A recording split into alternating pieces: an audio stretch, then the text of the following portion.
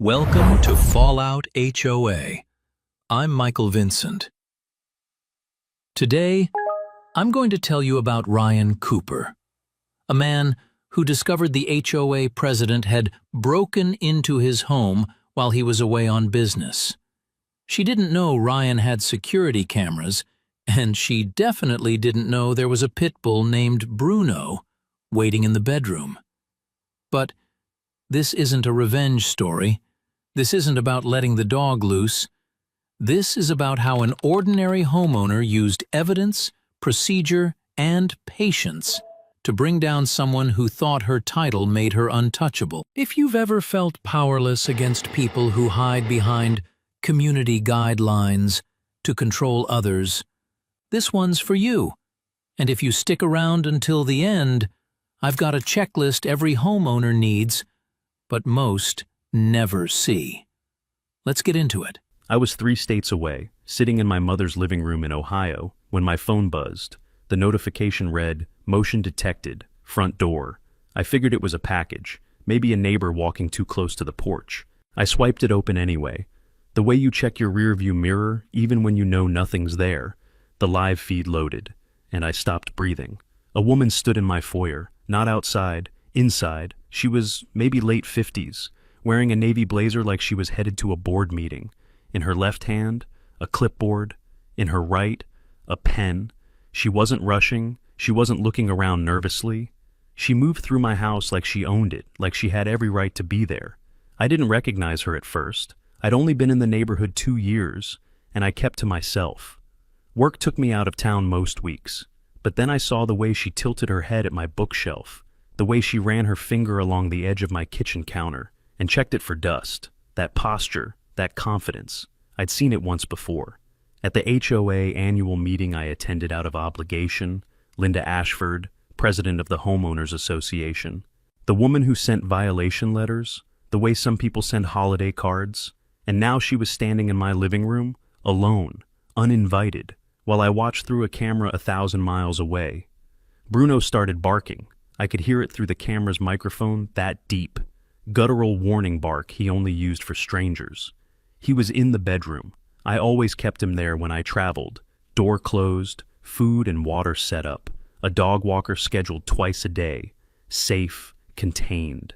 Linda paused at the hallway, staring at the bedroom door. Bruno's barking grew louder, more frantic. She didn't flinch. She just lifted her clipboard and wrote something down. Then she took a photo of the door with her phone, my bedroom door, from inside my house. She stood there for a long moment, listening to him bark, and I could almost see the calculation behind her eyes. Whatever she was documenting, Bruno had just become part of it. Every instinct told me to activate the two-way speaker, to shout, to demand an explanation, but I knew exactly how that would play out. Linda would pivot before I finished my first sentence. She'd say she knocked and got worried. She'd say the HOA had authority to inspect for violations. She'd have a story polished before any cop arrived, and when they did, they'd call it a civil matter and tell me to take it up with the board. I'd be the hysterical homeowner who overreacted. She'd be the concerned community leader doing her job. People like Linda don't panic when confronted. They prepare. I needed her to be comfortable. I needed her to show me exactly what she was looking for. So I kept my mouth shut and let the cameras run. She opened my kitchen cabinets, one by one. She checked under the sink. She photographed my windows, my baseboards, and the vent above my stove. At one point, she walked into the guest bathroom and stayed there for nearly 2 minutes. The hallway camera caught her going in and coming out, but nothing in between. I hadn't installed coverage in there, never saw the need. When she emerged, she was writing again. That clipboard never left her hand. 47 minutes. That's how long she stayed. 47 minutes of walking through my home, touching my things, documenting pieces of my life I never consented to share, the whole time. I sat frozen on my mother's couch, phone trembling slightly in my grip, watching a stranger treat my home like a crime scene she was building from scratch.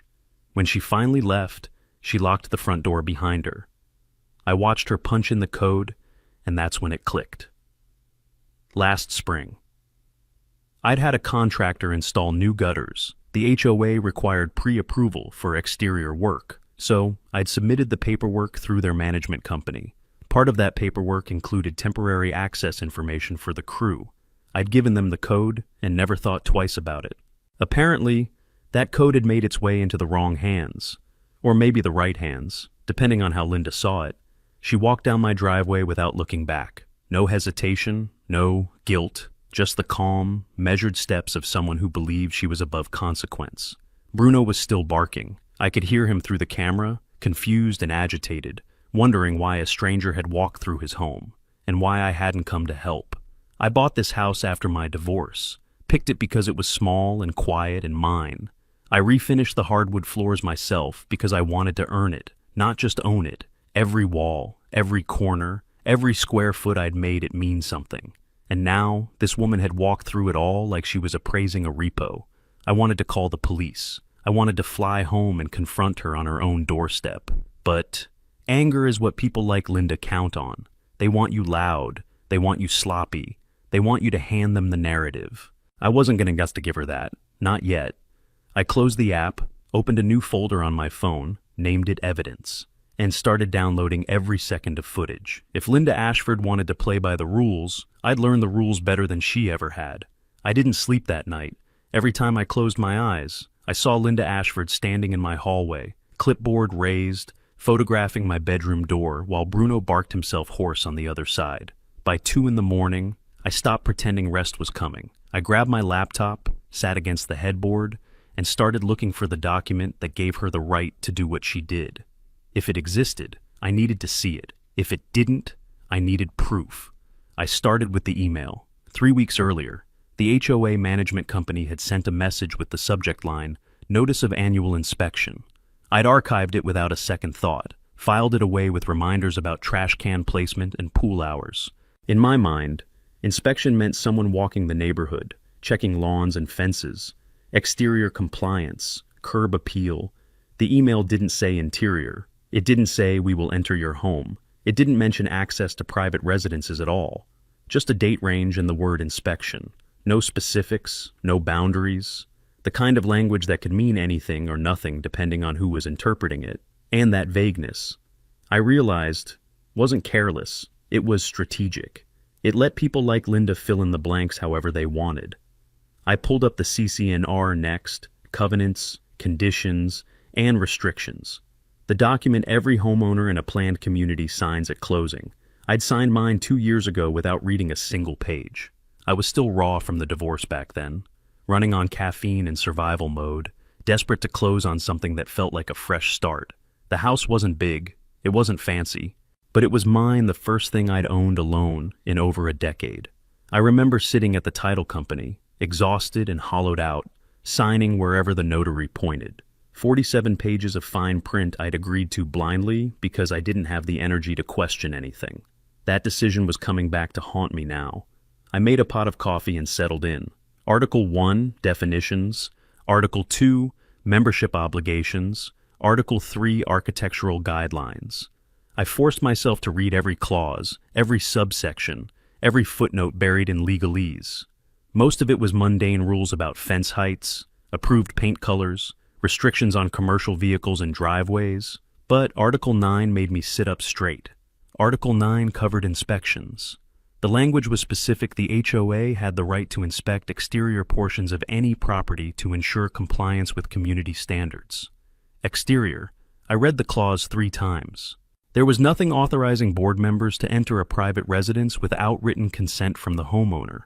Not a single line. The word interior didn't appear anywhere in the section.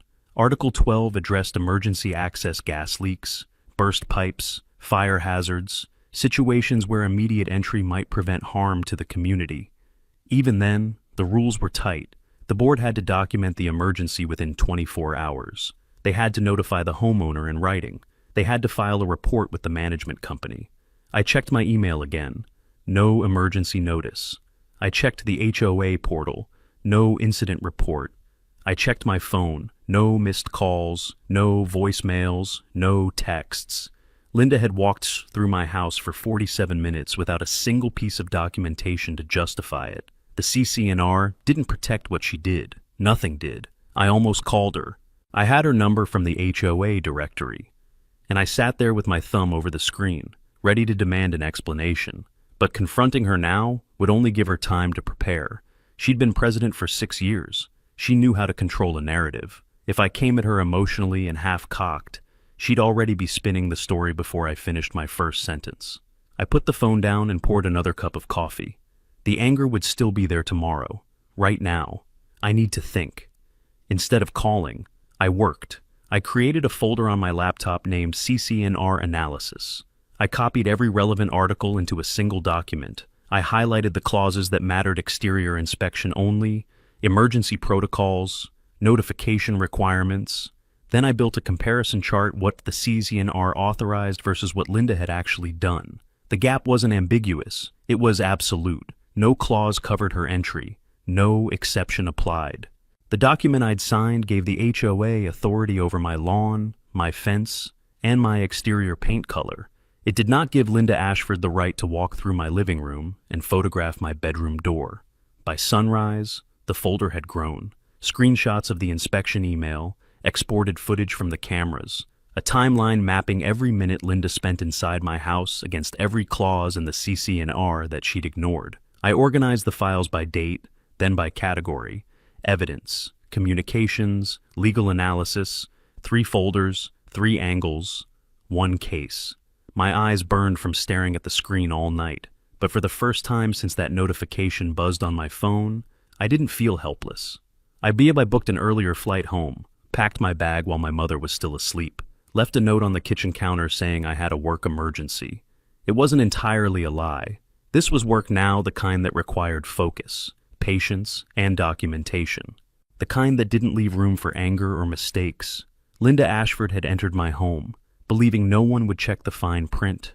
She was wrong. I had the receipts. I had the rules. And I was just getting started. The flight home felt longer than any trip I'd taken for work. I spent most of it scrolling through my evidence folder, looking for holes in my own logic. By the time the plane touched down, I had the CCNR memorized. When I pulled into my driveway that evening, the house looked the same as always: small, quiet, unremarkable. But the place I'd bought as a fresh start now felt like a crime scene I was returning to document. Bruno nearly knocked me over when I opened the door. He jumped and whined and pressed his head against my leg like he was trying to tell me everything that had happened while I was gone. I knelt and let him lean against me, feeling the tension slowly leave his body. He'd been alone with a stranger in his home, and he didn't understand why. I walked through the room slowly, noticing small things. The filing cabinet in my office sat slightly open. I always kept it closed. The shoes in my closet were arranged differently. The TV remote rested on the left side of the coffee table instead of the right. Nothing was missing, but everything had been touched. I sat down at my desk and opened my laptop. The CCNR told me what Linda wasn't allowed to do. Now I needed to prove she hadn't done what she was required to do. If this had been a legitimate inspection, there would be documentation. I started with the HOA portal. Meeting minutes were archived going back 3 years. I pulled up every record from the past 6 months and searched for my address. Nothing, not a single mention, no discussion of violations, no notes about follow-up action. According to the official record, Linda's visit had never happened. I checked my email next. If the inspection had turned up anything, the management company should have sent a follow-up notice within 7 days. That was the rule. You inspect, you document, you notify.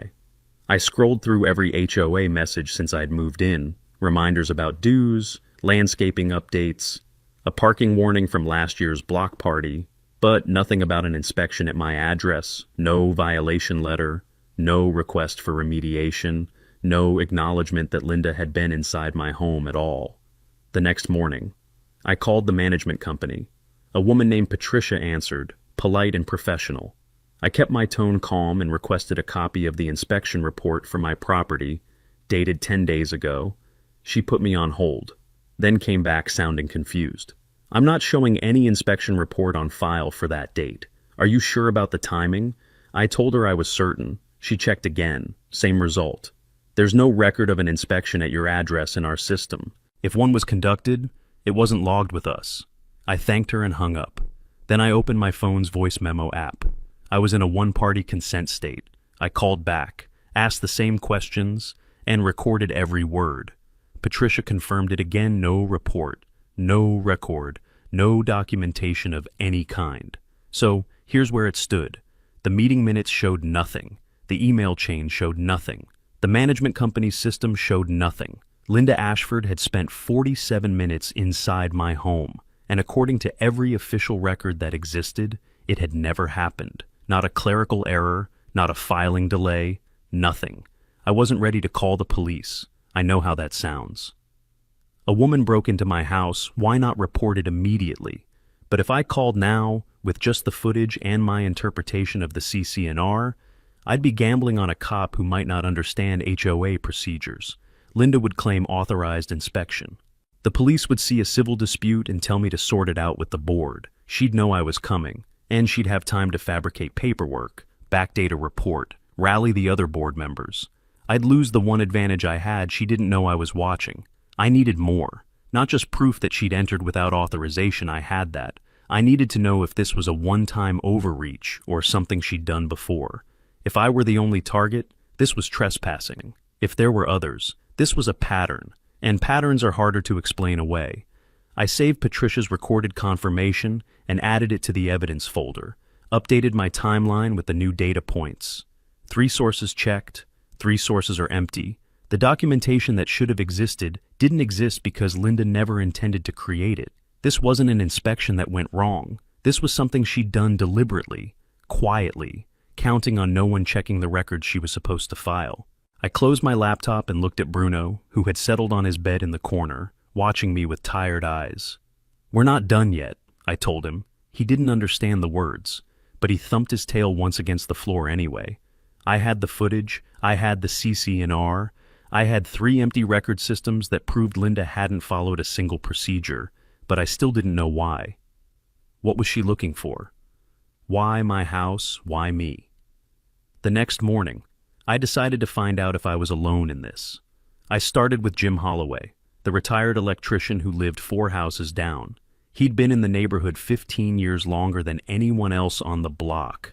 If something strange had been happening with the HOA, Jim would know. I walked over and knocked on his door, not sure what I was hoping to hear. What he told me changed everything. I'm Michael Vincent, and if you were Ryan right now, standing at the edge of something bigger than you expected, would you keep digging?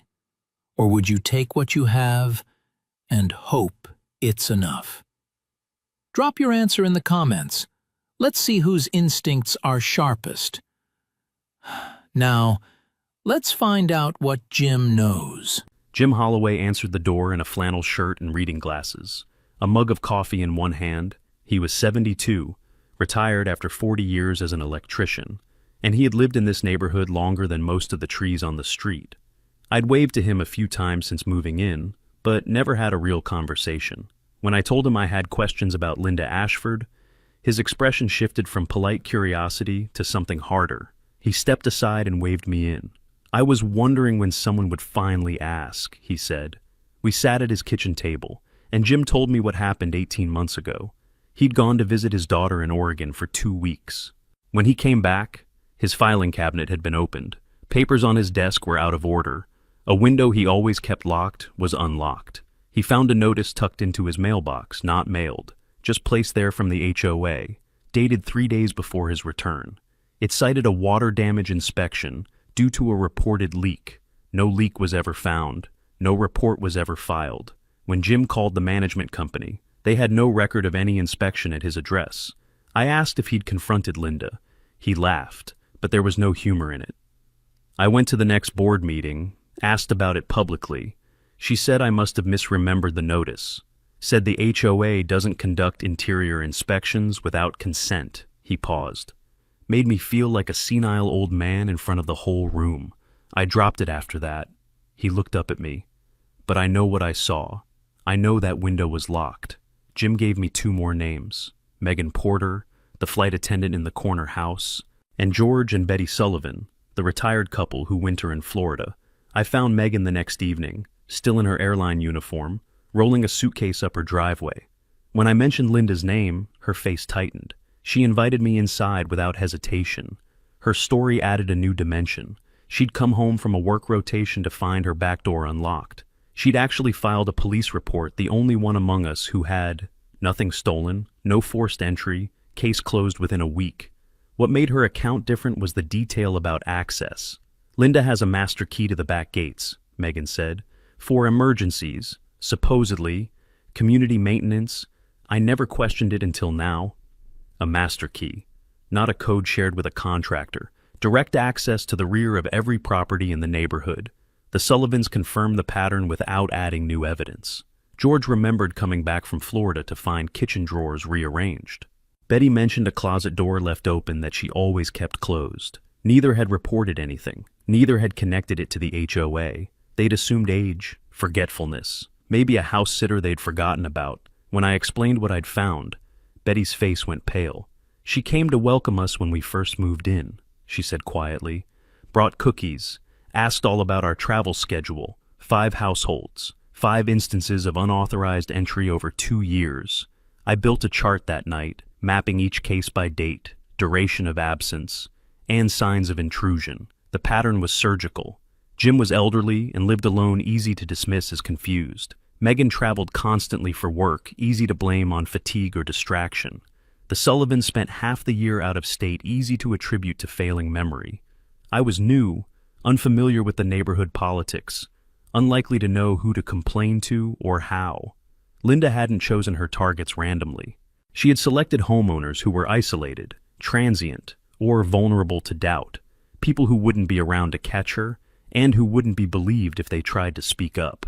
I searched the neighborhood's community page that night, looking for any prior mention of unauthorized entry. Most posts were routine lost pets, garage sales, complaints about speeding, but buried in a thread from 2 years ago, I found something. A woman had asked if anyone else had experienced the HOA entering their home without notice.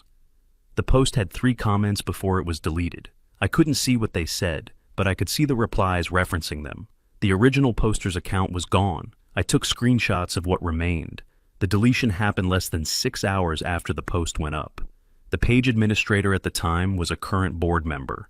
I updated the evidence folder, Jim's account, with the fake water damage notice, Megan's account, with the master key detail and the dismissed police report, the Sullivans' confirmation of the behavioral pattern, the deleted post and its timestamp.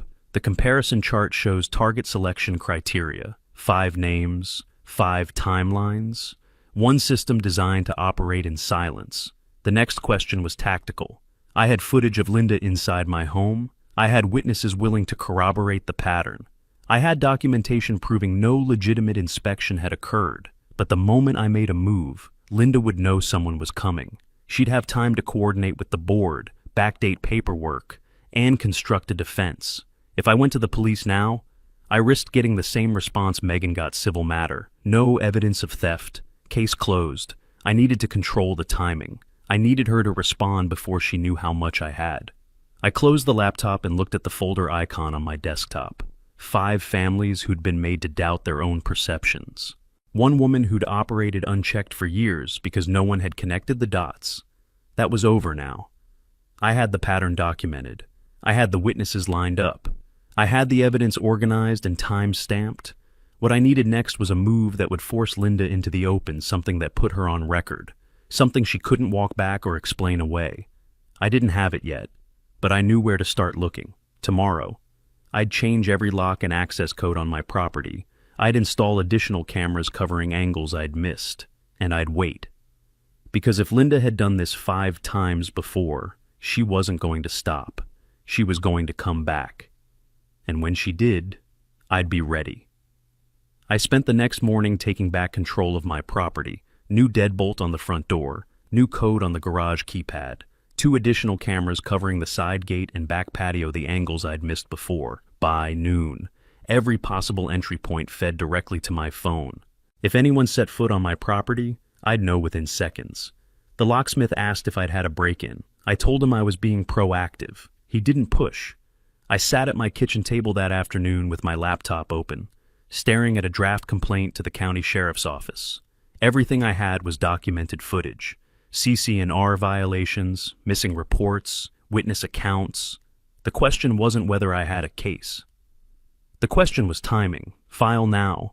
and Linda would know exactly who was coming and exactly what evidence existed. She'd have time to prepare, coordinate with the board, and maybe backdate the paperwork that should have been filed weeks ago.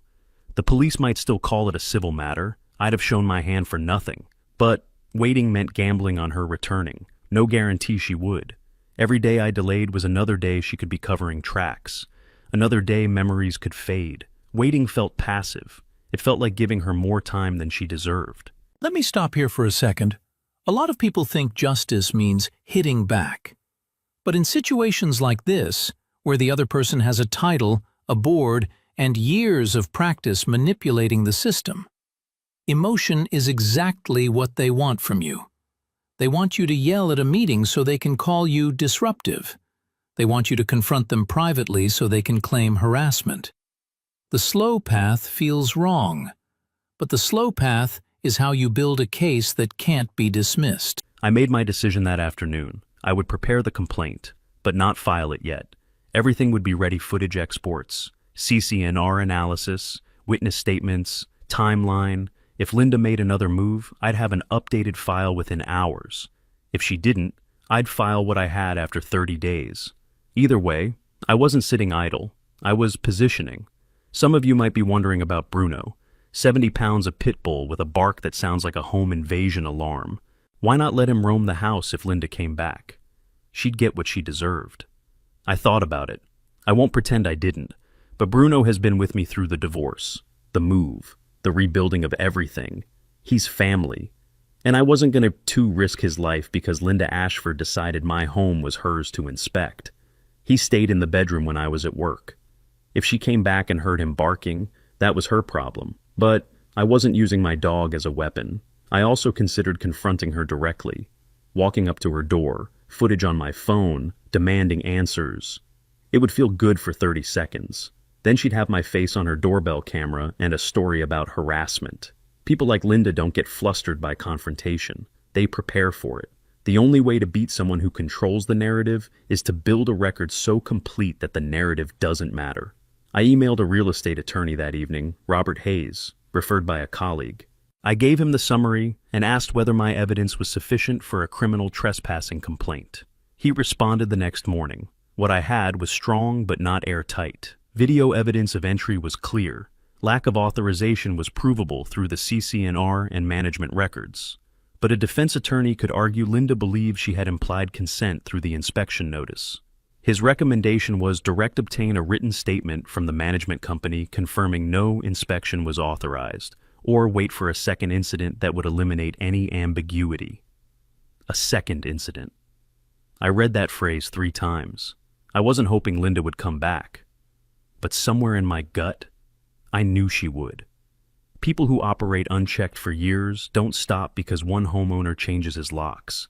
They get curious. They get territorial. They make mistakes. I closed the laptop and looked at Bruno, asleep on his bed in the corner. The house was quiet. The cameras were live. The evidence was organized. All I had to do now was wait and be ready for whatever came through that door next.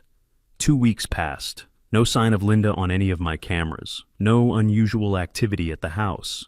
I started to wonder if the new locks had been enough to make her lose interest.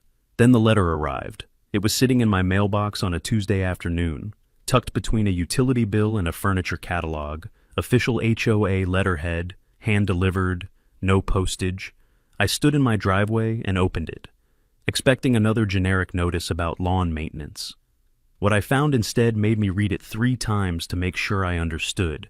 Notice of violation, my address, the date, and a single accusation: unauthorized pet breed restricted under community guidelines. The letter stated that during a routine property assessment, evidence of a restricted animal had been observed on the premises. 30 days to rehome the pet or submit an appeal. Failure to comply would result in escalating fines.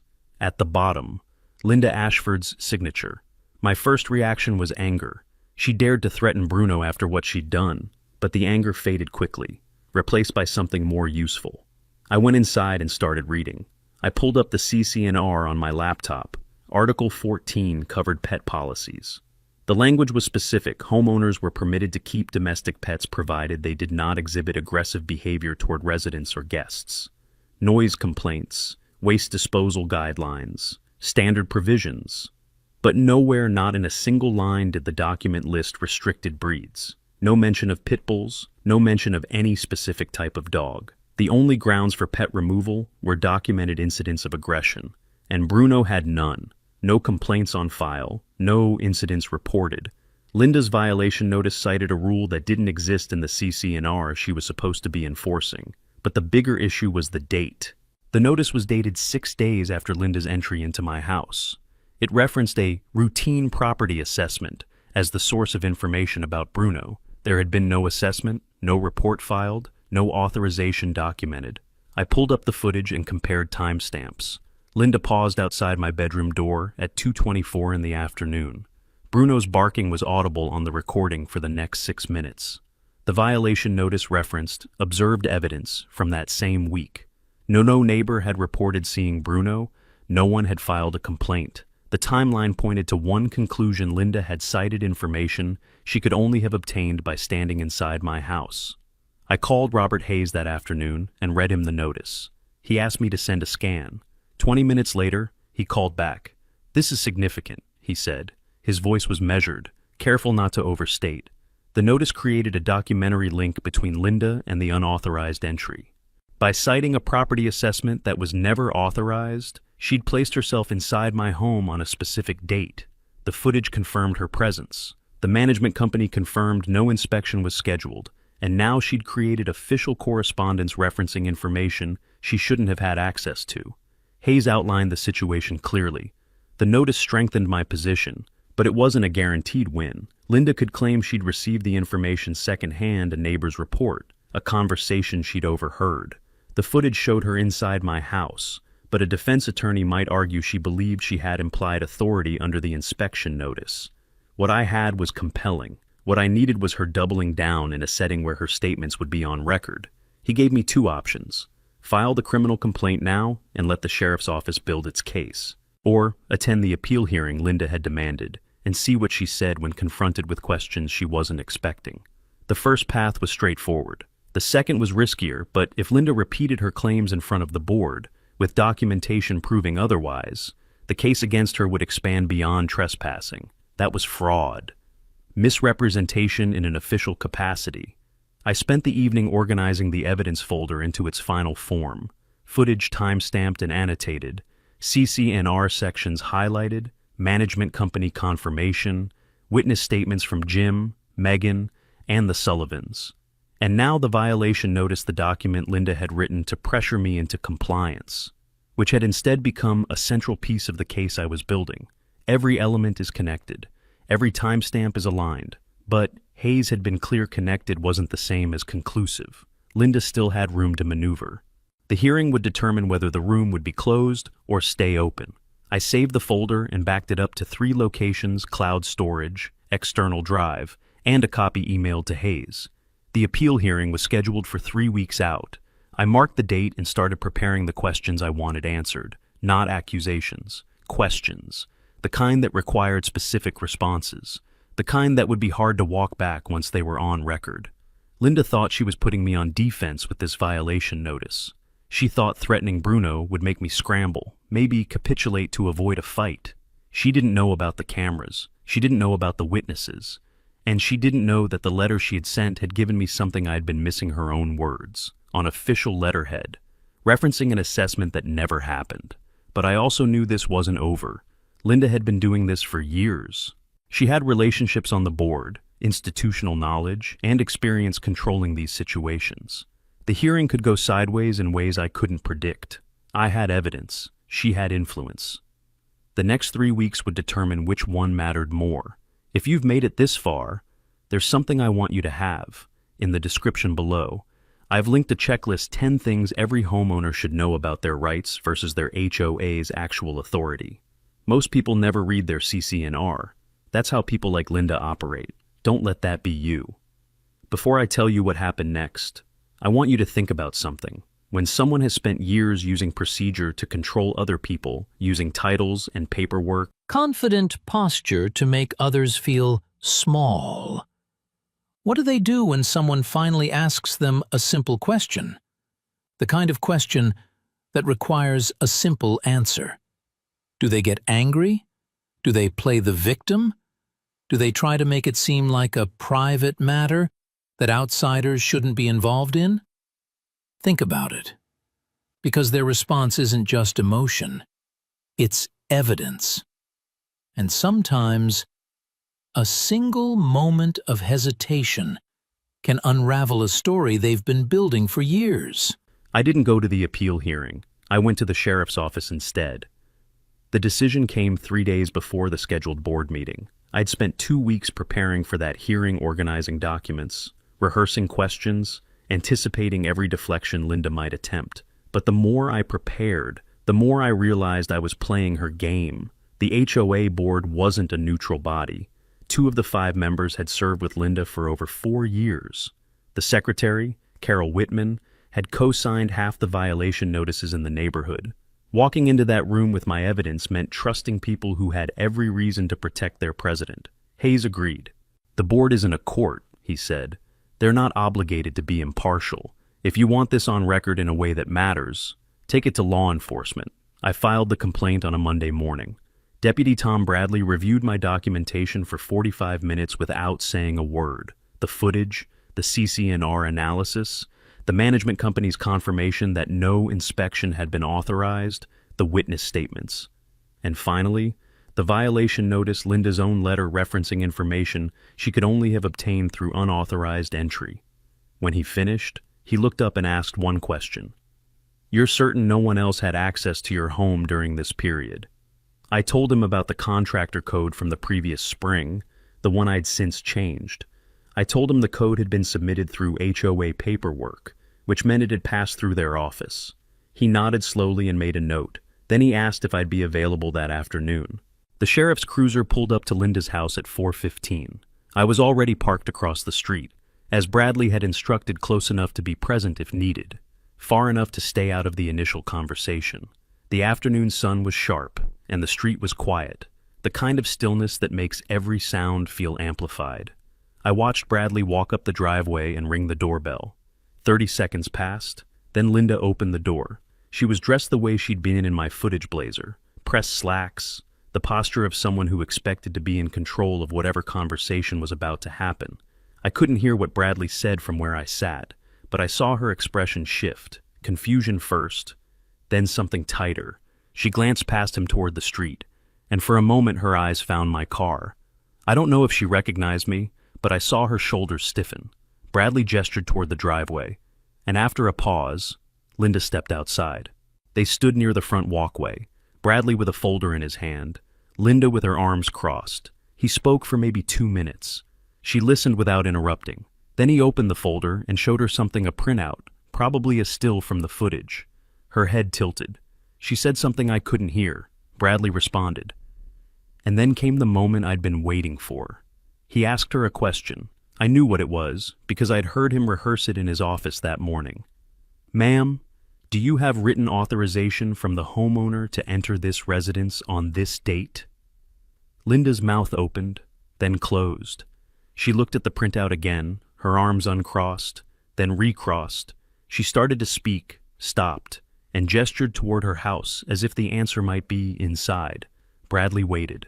The silence stretched for 5 seconds, 10. When she finally responded, her voice was loud enough that I caught fragments through my open window. "HOA authority, inspection notice, misunderstanding." Bradley's reply was calm and flat. "Ma'am, the HOA's CCNR does not authorize interior inspections without written consent. The management company has no record of an authorized inspection on this date. I have video evidence of you inside this residence. Unless you can provide documentation showing you had permission to enter, this is a criminal matter." Linda tried again. Something about board responsibilities. Something about community safety. Bradley let her finish, then asked the same question a second time, slower.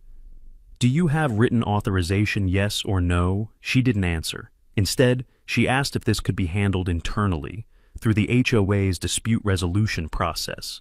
Bradley shook his head. "Trespassing isn't a civil dispute," he said. "It's a crime." I watched her face change, The confidence that had carried her through 6 years of board meetings and violation letters and unchallenged authority, it cracked. Not dramatically. Not like in movies. Just a small fracture around the eyes. A slight drop in the shoulders. The look of someone realizing, for the first time, that the rules she'd bent for so long were about to bend back. Bradley handed her a citation.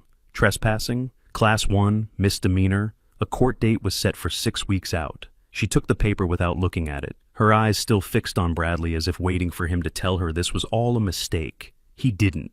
He thanked her for her time, returned to his cruiser, and drove away. I sat in my car for another 10 minutes, watching Linda stand alone on her driveway. She didn't go back inside immediately. She just stood there, holding the citation, staring at nothing. A neighbor walked by with a dog and waved. Linda didn't wave back. When she finally turned and went inside, she moved slowly, like someone carrying a weight she hadn't expected. I drove home and sat in my kitchen with Bruno at my feet. The citation was real. The court date was set. Linda Ashford, HOA president, rule enforcer, keeper of the clipboard, now had a criminal charge attached to her name. But I knew better than to think this was over. She still had allies on the board, she still had 6 weeks to build a defense, and she still had the kind of personality that didn't accept defeat quietly. The citation was a crack in her authority. Whether it became a collapse depended on what happened next. I emailed Hayes to update him, then I opened my evidence folder one more time, making sure every file was backed up, every timestamp verified. The next phase would be messier, court dates, possible counterclaims, board politics I couldn't predict. But for the first time since I'd watched Linda walk through my living room on a phone screen 1,000 miles away, the balance had shifted. She'd spent years asking questions no one could challenge. Now, she was the one who couldn't answer. 3 months later, it was over. Linda Ashford pleaded guilty to misdemeanor trespassing 2 weeks before her court date. No trial, no drawn-out legal battle. Her attorney advised her to take the deal rather than risk worse at trial, which, given the footage of her inside my home opening my filing cabinet, was the smart move. The sentence was 12 months probation, a $2,500 fine, and 40 hours of community service. Class 1 misdemeanor, permanently on her record.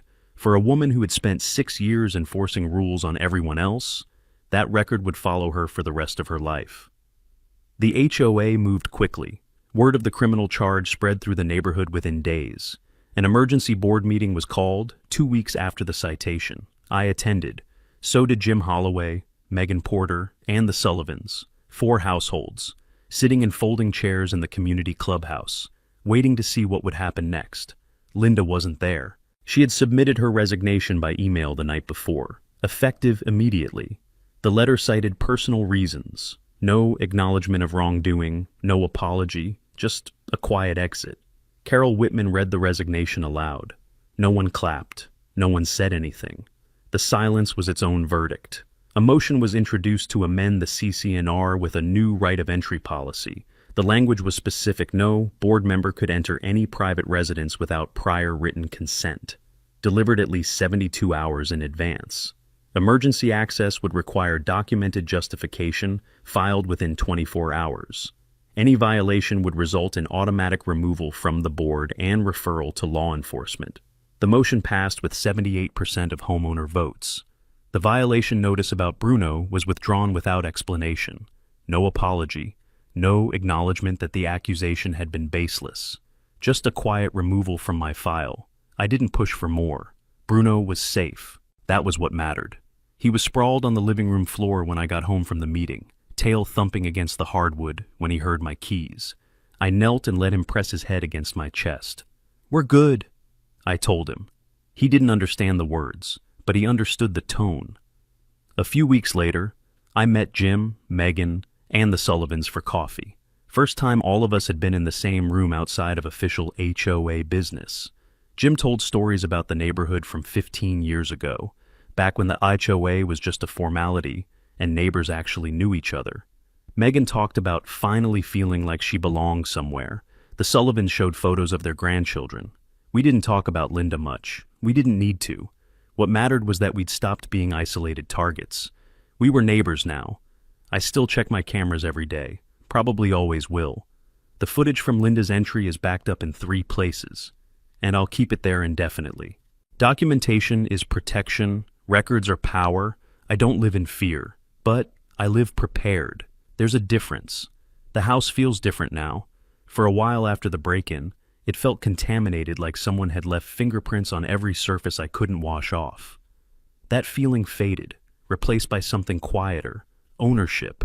Not just legal ownership, the kind that comes from defending something, from saying this is mine and making it stick. I bought this place after my divorce because I needed something that was just mine. Linda tried to take that from me. She walked through my home like it belonged to her, like I was just a guest in my own life. She was wrong, and now she knows it. If you've made it this far, here's what I'll leave you with. A lot of people lose these battles because they're angry. Your anger is exactly what people like Linda want.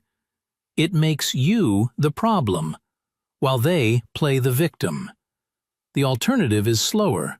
It means saving every email, documenting every conversation, building a case instead of winning an argument. Justice doesn't always come fast, but when you do it right, it comes cold, and it comes with receipts. Don't let anyone make you feel like a stranger in your own life. I'm Michael Vincent, and this has been Fallout HOA. If you've dealt with something similar, drop it in the comments. Not for drama, for data. One story can be dismissed. A pattern can't. Bruno says hi. Document everything, and don't let them see you sweat. There's a story in our group that I'd like to share with you. Please listen and feel free to give your opinions. I'll play the role of the host. I'm honestly at my breaking point with my HOA and need to vent. Before I ever bought my condo, the unit had a fire, and the entire interior was rebuilt, including the flooring. I purchased the unit after the rebuild, assuming that anything reconstructed and approved at the time was compliant with HOA rules. Fast forward to now. The downstairs neighbor has started constantly complaining about noise and has escalated to harassing my tenant directly. Instead of addressing that, the HOA decided the issue must be my flooring. For context, there is no management company. The HOA board is 3 people, and they fired the management company because they didn't like how much money was being spent. In reality, the HOA is basically being run by one person, while the other 2 board members are largely inactive, before any formal letter or process. One board member told me he wanted to come into my unit by himself and remove my flooring to send it out for testing. He is not a licensed contractor. He is not insured. I told him no. Shortly after that, the HOA started fining me $500 every single month until I fixed the flooring. The rule they're citing says that wood or simulated wood flooring installations on the 2nd and 3rd floor are not permitted unless the owner demonstrates that the final floor assembly meets or exceeds a sound transmission class STC rating of 60 or above. I've tried to be cooperative. I contacted the restoration company that rebuilt the unit to get documentation on the flooring materials and STC rating. They told me they switched systems since the rebuild and no longer have that information. The HOA claims the previous management company won't provide any rebuild documentation and hasn't responded to them. So, instead of resolving that internally, they're dumping the entire situation on me, even though I wasn't the owner during the fire, rebuild, or approvals. Now they've sent me a formal agreement requiring me to hire and pay for my own licensed contractor, remove sections of flooring in at least 2 rooms, allow an HOA board member to be present, and hand over the removed flooring materials for sound testing. Every cost is on me, including removal, repair, replacement, and restoration. So, I'm being fined monthly over flooring that was installed before I owned the unit, based on complaints from one neighbor, by an HOA with no management, effectively run by one person, who first tried to personally rip up my floors and is now forcing me to pay thousands to prove compliance. This whole thing feels less like enforcement and more like retaliation mixed with incompetence. Not sure what to do here, or if what they're doing is even legal. TLDR, my condo was rebuilt after a fire before I bought it. Downstairs, neighbor complains about noise and harasses my tenant. HOA has no management company and is basically run by one board member. That person tried to personally remove my flooring for testing, even though he's not licensed. I said no, and the HOA started fining me $500 a month. They can't get rebuild records from the old management or restoration company. So now they want me to pay to tear up my floors in multiple rooms to prove they meet a 60 STC rule, even though the flooring was installed before I owned the unit. Honestly, I really feel for you in this situation. Hardships. You did everything a reasonable owner should do. Buying in good faith, trying to cooperate, reaching out for documentation, and communicating clearly. Yet you're being met with pressure and punishment instead of solutions. Being stuck between a dysfunctional HOA and a hostile neighbor is incredibly draining, especially when you're being held responsible for decisions made long before you owned the unit. The most frustrating part is knowing you didn't do anything wrong, yet you're still paying the price for other people's incompetence and power struggles. Situations like this don't just cost money. They slowly wear you down emotionally. I really hope you're able to find a fair resolution